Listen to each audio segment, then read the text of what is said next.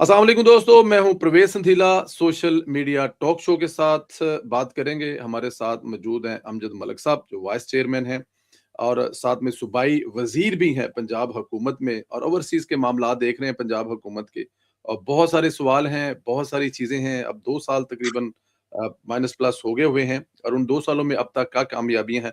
Social media पर एक जो बड़ा एक मसला पिछले दिनों चल रहा था, आयरलैंड के सदर की जो तब्दीली हुई वो भी पूछेंगे। कश्मीर एक्शन कमेटी के हवाले से जो इल्ज़ामात लगे, उन पे भी बात करेंगे। ज़ूम मीटिंग पर बहुत सारी चीज़ें चलती हैं, उस पे भी बात करेंगे। अमजद मलिक साहब हमारे साथ हैं। अस्सलाम वालेकुम मलिक साहब। वालेकुम सलाम। सदीला साहब कैसे हैं जी? आप ठीक हैं? खैरियत से हैं? अल्लाह पाक का शुक्र। मलिक साहब बहुत शुक्रिया एक तो टाइम के लिए, अल्लाह पाक आपको सलामत रखे, खुश रखे और जो आप इस वक़्त ओवरसीज़ के लिए कर रहे हैं, अल्लाह पाक उसमें आपको मज़ीद कामयाबियाँ दे।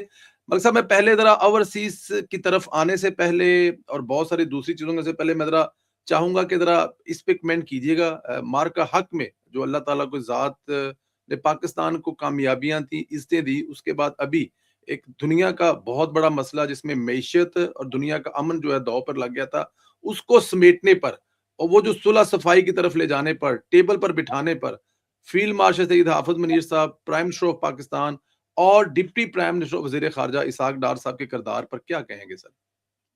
बहुत-बहुत शुक्रिया। परवेज़ साहब, कौमों की ज़िंदगी में ऐसे मौके आते हैं जब आप टेस्ट होते हैं। मार्का हक़ जो है वो पाकिस्तान इंडिया की जो एक हमारे ऊपर हमला हुआ और हमने दंदान शिकन जो जवाब दिया है, तो मैं तो ये समझता हूँ उसके ऊपर किताबें लिखी जाएँगी। और जिस तरह पाकिस्तान की सपा ने, जिस तरह पाकिस्तान की फ़ज़ाइया ने, जिस तरह मॉडर्न टेक्नोलॉजी को इस्तेमाल करते हुए हमने भारत को चारों शाने चत किया। उनके चाहे डिफेंस सिस्टम हो, चाहे फॉरेन इंपोर्टेड जहाज़ हों, राफ़ेल हों, चाहे ड्रोन हों, उन्होंने ऐसा मुकाबला किया और फिर आपको देखना पड़ेगा जो आपकी लीडरशिप है। प्राइम मिनिस्टर हों, सागदार साहब हों, सिपह-सलार हों, उन्होंने जिस तुनदही के साथ मुल्क का दिफ़ा किया और कौम को कहा कि आप आराम से रेस्ट करें, सोएँ। और जिस तरह अवाम ने आप देखा लोग टैंकों पे चढ़ गए, लोग यानी अलामती तौर पे ड्रोन गिरा रहे थे शॉटगन के साथ। तो ये एक हैंड इन ग्लव एक ऐसी एक्सरसाइज़ थी जिसने पूरी कौम को एक तो निट किया, दूसरा फ़तेह नसीब की, तीसरा आपको एक मौका दिया कि आप में ये कैपेबिलिटी है, आप में अपना दिफ़ा करने का जो है आप में ये इस्तिताअत है। उसको आगे चल के पूरी दुनिया में ये हैरत अंगेज़ था कि इंडिया इतनी बड़ी ताकत है, उसको इतना जो है सबक सिखाया गया है। और उसके बाद जो ईरान और अमेरिका की जंग थी, ये ग़ालिबन 50 साल के करीब इनकी दुश्मनी है और इसमें इज़राइल का बड़ा रोल है कि वो कभी सुलह ही नहीं होने देता और वो तो चाहता था कि ईरान और इस्लामिक ब्लॉक बन जाए, किसी तरीके से आपस में ये लड़ पड़ें। और इसी वजह से इनके दरमियान में सालसी करवाना, सालिस मान लेना पाकिस्तान को दोनों पार्टियों का, फिर सालिसी की कोशिशें करना, फिर इस्लामाबाद में ऐसी एक मूट करना, फिर उसको बाद उसको पाया तकमील पहुँचाने के लिए आगे लेके जाना, ये मेरे ख़्याल में तारीख़ी काम है और उसमें पाकिस्तान ने बताया है कि जंग मसले का हल नहीं है। जो उन्होंने भारत के मौके पे भी बताया कि हम अमन की ख्वाहिश हमारी कमज़ोरी नहीं है, लेकिन जंग मसले का हल नहीं है और ये पूरी दुनिया में इसको तस्लीम किया जा रहा है, उसके ऊपर पूरी कौम को मुबारकबाद है। बिल्कुल ठीक है। सर पानी ज़रूरत है या इस वक़्त जुग़राफ़ियाई तौर पे ज़रूरी है या फिर पानी को लेकर भारत जो वेपनाइज़ करना चाहता है, उसको एज़ अ हथियार इस्तेमाल करना चाहता है। अगर ये ऐसा होता है तो पूरी दुनिया में जैसे जिस मुल्क में मैं बैठा हूँ, पानी का एक कतरा भी अपना नहीं है, सारा पानी या स्विट्ज़रलैंड से आता है या फ्रांस से आता है या जर्मनी से आता है या बेल्जियम से आता है। दुनिया में इसकी बड़ी मिसालें हैं, तो इसको कैसे देखेंगे? और पाकिस्तान जो अपना मौक़िफ़ पेश कर रहा है, कल एक सेमिनार हुआ जिसमें दुनिया भर से लोगों ने आकर अपना इज़हार-ए-ख़याल करा, इस पे क्या फ़रमाएँगे सर आप? मैं समझता हूँ कि पाकिस्तान भारत जंग के बाद भारत जो है एक वो एक डसे साँप की तरह ना एक जो वो है और वो मौके की तलाश में है कि आपको किस तरह ज़िच करे, तंग करे या पार्ट 2 करे जिसमें आपको वो निशाना बनाए और बदले की आग उसमें वो उसमें जल रहा है। तो उसको सरेदस्त यही नज़र आता है कि मैं सिंध-ताश को अगर रूगर्दानी करूँ, तो पाकिस्तान को इसका जो है ज्योग्राफियाई, इकोनॉमी, एग्रीकल्चर, दफ़ाई, सारा उसका निज़ाम जो है वो मैं अफ़ेक्ट कर सकता हूँ। पाकिस्तान को पता है कि पानी उनकी आबी ज़रूरत है और ये ज़राअत सारी उसके ऊपर मुनहसर है, और 1960 का जो सिंध ताज़ का मुआहदा है, उसकी जो गारंटी है वर्ल्ड बैंक, तो ये अगर ये तोड़ेंगे तो पूरी दुनिया में इस तरह के मुआहदात की कोई वैल्यू ही नहीं रहेगी। तो मेरे ख़्याल में असल हाल यही है कि जो मुआहदा हुआ है, जो वर्ल्ड बैंक की निगरानी में उसको हो रहा है, उसको चलने दिया जाए, जिसमें पाकिस्तान ने अपने कुछ दरिया जो हैं वो ड्राई कर लिए थे, उसका कंट्रोल उनको दे दिया था, और कुछ दरिया का पानी पाकिस्तान में आना एग्री हुआ था, जिसके ऊपर हमारी ज़राअत मुनहसर करती है। अगर भारत यूनिलैटरली उसको ब्यास के ज़रिए रोकेगा या सुरंग के ज़रिए पानी को कैप्चर करेगा और किसी और तरफ मोड़ेगा, तो ये नेचुरल बहाव वो जो पानी का है उसको रोकने का बहुत सख्त उसके संगीन उसके मज़बरात होंगे। और पाकिस्तान ने बता दिया है कि पानी हमारी रेड लाइन है। और अगर भारत इस तरह की कोई हरकत करता है और वर्ल्ड बैंक या सिक्योरिटी काउंसिल या यूएनओ कोई इसमें अमल दखल नहीं करता, तो we will end up on a chess board again.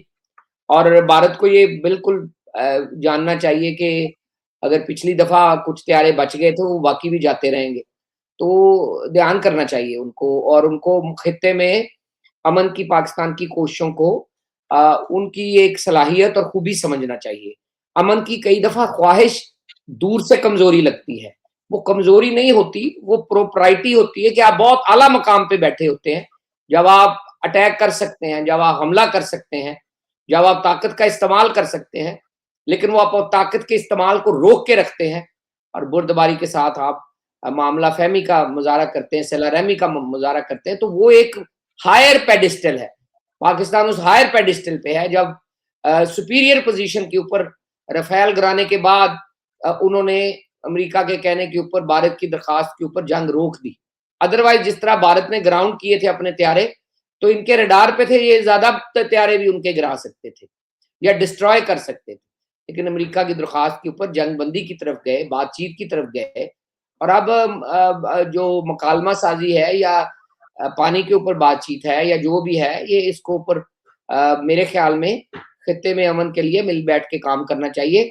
जंग किसी भी कौम के हक में नहीं है, जंग लास्ट रिज़ॉर्ट है और भारत को ये समझना चाहिए। क्योंकि अगर होगी तो वो भारत को दंदान शिकन जवाब देने के लिए पूरी टीम, पूरी कौम, पूरी सिपाह जनरल आसिम मुनीर साहब की क़यादत में तैयार है, और इस दफ़ा तो वो सीडीएफ है, पूरी कमांडर ऑफ डिफेंस फोर्स है।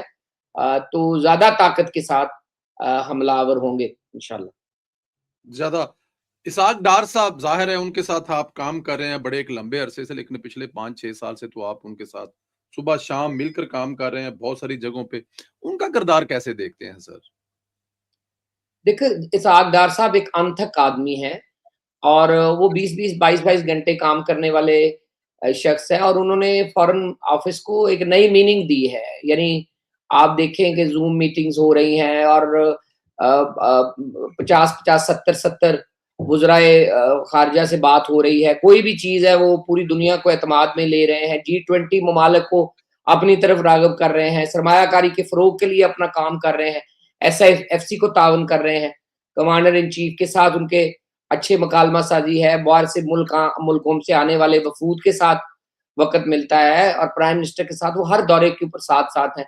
और फिर आते-जाते वो हरमैन शरीफ पे भी हाज़िरी देते हैं, अल्लाह ताला की तरफ दुआ करते हैं पाकिस्तान के लिए। तो मैं समझता हूँ कि एक ऐसे लोग जो मेहनती हैं और जो काम को जानते हैं, अब उनको इस फ़ील्ड में 40 साल से ज़्यादा का अरसा हो गया है, तो ऐसे लोगों का तजुर्बा पाकिस्तान के लिए एक सरमाया है, असासा है, बल्कि ऐसे असासे को कभी भी ज़ाया नहीं करना चाहिए। और उन्होंने देखें खामोशी से एक इनकलाब लेके आए हैं फ़ॉरेन ऑफ़िस में, आपके तमाम सफ़ीर उनसे राब्ते में हैं। हम क्योंकि मैं उनको एज़ चीफ़ कोऑर्डिनेटर असिस्ट करता हूँ, पूरी दुनिया से कोई मसला आता है जिसका जो रिलेटेड टू जेन्युइन कंप्लेन है, जो रिलेटेड टू फ़ॉरेन ऑफ़िस या किसी जगह पे एम्बेसी रिलेटेड है, तो रातों-रात जवाब आता है उसका, कोई इतनी लंबी-चौड़ी देर नहीं लगती और हमें रास्ता मिलता है। कभी एक कोई लीबिया से डेड बॉडी का इश्यू था, वो रातों रात उन्होंने अपने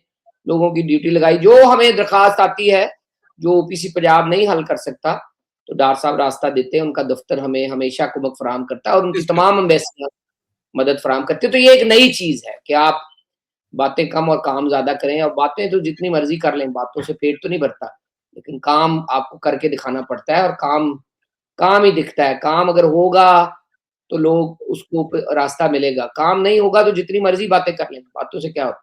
तो डार साहब ने वाक़ई फॉरेन ऑफिस को नई मीनिंग दिए हैं, जो कि काबिल ज़िक्र, काबिल तहसीन और सराहे जाने के काबिल हैं, और मुझे फ़ख्र है मैंने उनके साथ 5 साल, ये लास्ट जॉब 5 साल से कर रहा हूँ, तो 5 साल में 24 जून को 5 साल हुए हैं, तो बहुत अच्छा एक एक्सपीरियंस है, उनसे बहुत कुछ सीखने को मिला है।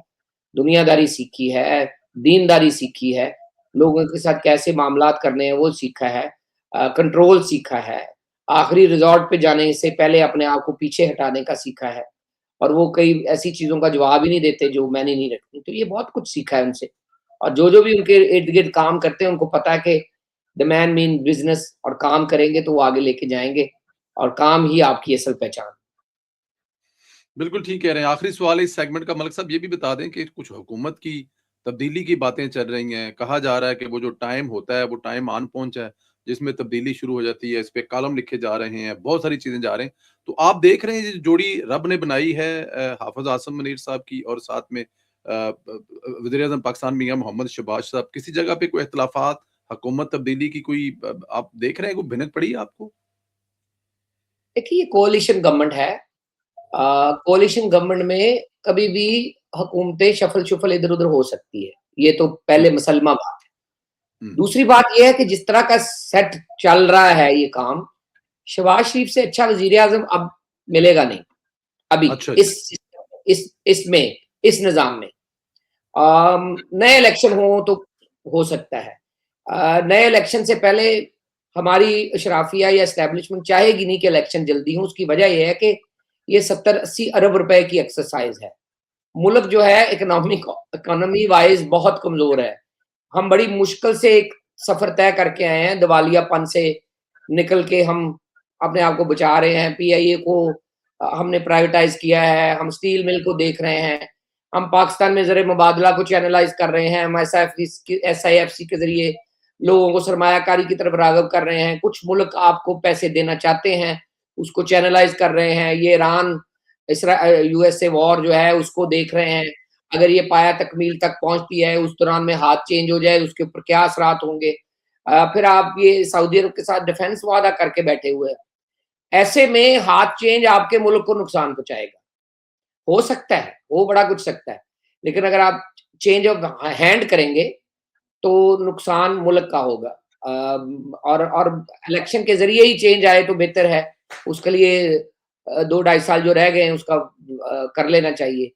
Shuffle in parliament, shuffle in cabinet हो सकती है, कुछ नए वज़ीर ले लिए जाएँ, वज़ीरों की कारकर्दगी चेक कर ली जाए, जो वज़ीर काम नहीं कर रहे या जिनको काम नहीं समझ आ रहा या जिनके कारकर्दगी बिलो एवरेज है, ये शहबाज शरीफ साहब की वैसे ही तुरा इम्तियाज़ है, वो चीफ मिनिस्टर के तौर पे भी ये काम करते थे कि वज़रा की कारकर्दगी देखते थे और चेंज करते थे। उनके पोर्टफोलियो चेंज करते थे, सेक्रेटरीज़ का भी इसी तरह था, तो ये कोई हर्ज नहीं है। ऑनगोइंग ऑडिट होना चाहिए और अच्छे वज़ीर लाए जाने चाहिए, तो वो इसी पार्लियामान से आएँगे ना, इसी रूलिंग पार्टी और अलायंस से आएँगे, तो अच्छे लोग जो हैं पीपल्स पार्टी भी अगर अपने नाम देती है और आगे आते हैं, तो कोई हर्ज नहीं है। अब बिलावल भुट्टो साहब का बहुत पहले से हम कह रहे हैं, उनको इस्तेमाल किया जाना चाहिए था। जंग के दिनों में ऐसे लोगों को जब हमने एमिसरी भेजे बिलावल भुट्टो साहब की क़यादत में, तो वो हिना रबानी और बिलावल भुट्टो साहब एक अच्छा एक मगरब में उनका असर और सूख है, तो उनको इस्तेमाल किया जाना चाहिए पाकिस्तान के मफ़ाद में। और पीपल्स पार्टी अगर जॉइन करती है अलायंस में तो है ही, अगर कैबिनेट जॉइन करती है तो उसमें क्या हर्ज है? अगर पाकिस्तान भारत के साथ दोबारा जंग लड़ता है, तो उसमें ऐसे लोगों की तमाम लोगों की ज़रूरत होगी। जैसे वो शॉटगन वाला आम आदमी हमें चाहिए जो ड्रोन गिराए, इसी तरह हमें अच्छे दिमाग, अच्छे काम करने वाले, पढ़े-लिखे लोग, वो भी चाहिए कि वो बैनुल-अक़वामी दुनिया में पाकिस्तान का इमेज, असर और सूख बढ़ाने के लिए अपना किरदार अदा करिए। जंग में तो आपके तमाम मिसाइल जो है चाहिए होते हैं। तो हम अभी तक उस जंग से निकले नहीं हैं। अभी पार्ट 1 हुआ है, पानी के मुआदे के ऊपर सेमिनार जो हो रहे हैं, वो आपको बताते हैं कि पाकिस्तान अपनी उस ऑनस्लॉट के लिए तैयार है, जो पानी के ज़रिए भारत हमारे ऊपर बर्पा कर सकता है। हम अपने पिछवाड़े में, अफ़गानिस्तान के रेटरिक में, दहशतगर्दी की जो ऑनस्लॉट है, उसके ऊपर अवेयर हैं अपनी ज़िम्मेदारियों से। हम केपीके में हमारी हुकूमत ऑपोज़िशन की हुकूमत है, तो उससे भी आगाह है कि उसको डी-एलियनेट करें, कि वो तालिबान को रास्ता ना दें। तो ये वो सारी चीज़ें हैं, जिसके ऊपर पाकिस्तान नज़र रखे हुए है, नज़र रखेगा। हुकूमतें चेंज होती रहती हैं, कोalition में सिद-पुट होती रहती है, लेकिन प्राइम मिनिस्टर को मेरे ख्याल में चेंज करना पाकिस्तान के मुफाद में नहीं होगा। जब आपको सदर ट्रंप या सरकोज़ी या दुनिया के बाकी ममालिक या शहज़ादा सुल्तान, तो ये लोग जो अगर ज़बानी नाम से जानते हैं, तो ये आपके मुल्क की खुशबख्ती है कि आपके किसी मुश्किल वक़्त में फ़ोन उठाएँ और वो कहें कि मिस्टर शहबाज़, हमने आपसे ये बात करनी है। नया आदमी आएगा, जान-पहचान पैदा करने में टाइम लेगा, उसका आपके मुल्क को फ़ायदा नहीं होगा। हम खित्ते में इस वक़्त जंग का सामना कर रहे हैं, जंगी माहौल में हैं। हम जंग में इस वक़्त रह रहे हैं और चौमुखी लड़ रहे हैं। ऐसे में ऐसे अफ़राद को ऊपर ज़रूर रहना चाहिए, जिसके साथ वर्ल्ड लीडरान इस वक़्त बाय नेम राब्ते में हैं, और इसहाक़ साहब फ़ॉरेन ऑफ़िस को सँभाले हुए हैं। बहुत अच्छा काम करते हैं अपने शाह साहब, जो इंटीरियर मिनिस्टर हैं, मोहसिन नकवी साहब। तो वो इंटीरियर मिनिस्ट्री इन इटसेल्फ बहुत बड़ा एक इश्यू है, दहशतगर्दी को रोकना, तमाम फ़ोर्सेज़ उनके नीचे हैं, पुलिस उनके है नीचे, वो देख रहे हैं, चीज़ें देख रहे हैं। तो उनसे भी काम लिया जाना चाहिए और लिया जा रहा है। तो मेरे ख्याल में इस वक़्त आइडियल पोज़ीशन है। पॉलिटिकल अनरेस्ट या बेयकीनी या पूरा निज़ाम चेंज करने से फिर ज़्यादा माँग बढ़ेगी कि रादर देन इस तरह हुकूमतें बढ़ाने करने से, इससे बेहतर है कि इलेक्शन करा लिए जाएँ, ताकि एक नया मैंडेट लेके लोग आएँ और अपना कारोबार मुमलकत चलाएँ। बिल्कुल ठीक है। मतलब उसका भी दूसरे करना है। इमरान खान साहब की पार्टी का भी है, उनके काफ़ी सारे पार्लियामान में वोट हैं। अब एक पार्टी को दीवार से लगा के अब आप एकदम उसको हुकूमत में ले आएँ, तो ये भी तो नहीं है ना। वो बेहतर ये है कि नए मैंडेट के साथ आएँ और पता चले कि अवाम की क्या इसके ऊपर ख्वाहिश है और मंशा है। बिल्कुल ठीक है। दिल्ली को कैसे देखते हैं? आप कैबिनेट का हिस्सा भी हैं, क्या चीज़ें होती हैं? मरियम नवाज़ का क्या मिशन होता है जब वो मीटिंग ले रही होती हैं? आप तो बैठे होते हैं वहाँ पे सर। देखिए, एक तो मेरे ख्याल में पंजाब को अगर हम पुरानी पिछली हुकूमत से कंपेयर करें, तो जी, 200 टाइम्स जो है बेहतर काम हुआ है। ठीक है। डिसीजन मेकिंग बेहतर हुई है। ऐसी डिसीजन मेकिंग जो तेज़ी से हो, उसके ऊपर तेज़ी से अमल हो, वो मरियम नवाज़ शरीफ साहबा ने करके दिखाया है। लोग समझते थे कि ये पहला पब्लिक पोज़ीशन है, शायद वो डिलीवर ना कर पाएँ, लेकिन उनके चीफ सेक्रेटरी को, उनके आईजी को, उनकी टीम को, उनके जो साथ काम कर रहे हैं प्रिंसिपल सेक्रेटरी, एसीएस, बहुत मंजे हुए लोग काम कर रहे हैं उनके साथ। सो डिसीजन मेकिंग बहुत तेज़ी से हुई है। सुथरा पंजाब जो है, उसमें आपने देखा कि गली-गली, मोहल्ला-मोहल्ला साफ किया पूरे पंजाब को, जिसको, और फिर वेस्ट मैनेजमेंट आप देखें बिल्कुल खत्म हो गई थी पिछले ज़माने में, दोबारा रिवाइव किया, ये कूड़ा-करकट जो है उसको ठिकाने लगाया। फिर हेल्थ के स्मोक के ऊपर आप देखें कि इन्होंने कंट्रोल किया, और बेहतर लॉ एंड ऑर्डर देखें। आई अंडरस्टैंड सीसीडी लोगों को पसंद नहीं होगी, लॉ नोइंग लोग जो हैं खाइफ ही होते हैं, लेकिन पंजाब में जो वो भुट्टे के वारदातें थी, रेप और रॉबरी थी, उसमें वाज़ेह कमी वाक़या हुई है। निज़ामे अदल में बेहतर पोज़ीशन आई है, ख़ुसूसी अदालतें बन रही हैं। अब वीडियो लिंक की बात हो रही है, भैया वीडियो लिंक तो बरतानिया बड़ी देर से लेके आया, आप वीडियो लिंक पे हियरिंग की बात कर रहे हैं, ये बहुत बड़ी एक कामयाबी है।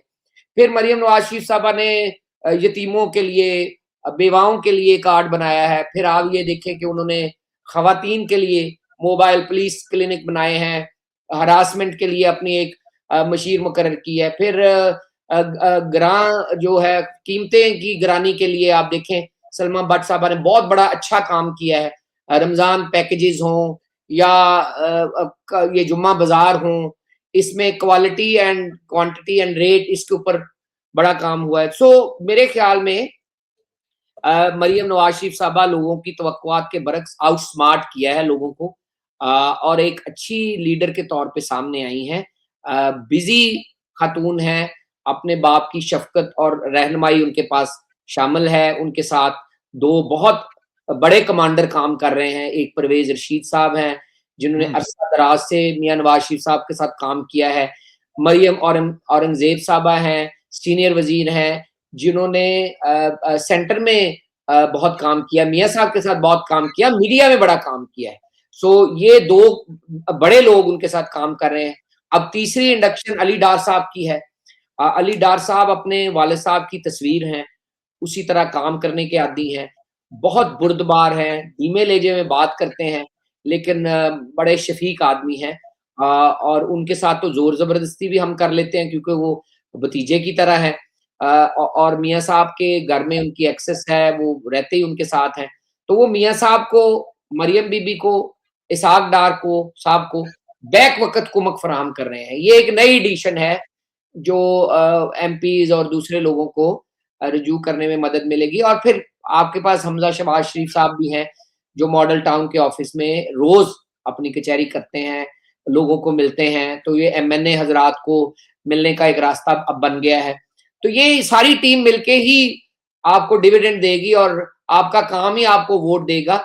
और अगले इलेक्शन में मेरे ख़्याल में ये काम जो है वो सुपीरियर होगा ये कहने के लिए कि हमने ये काम किया है। अब प्रॉब्लम सिर्फ़ ये है कि हमारी जो पॉलिटिकल टीम है नीचे ग्राउंड लेवल के ऊपर, उसको इसको ट्रांसलेट करने के लिए लोगों की चीज़ों को लोगों तक पहुँचाना चाहिए, चाहे लीफ़लेट हो, चाहे इन्फॉर्मेशन हो, चाहे वेबसाइट हो, उसके ज़रिए। मतलब एक बेवा खातून है, उसका कार्ड को बनेगा ही तो पैसे मिलेंगे।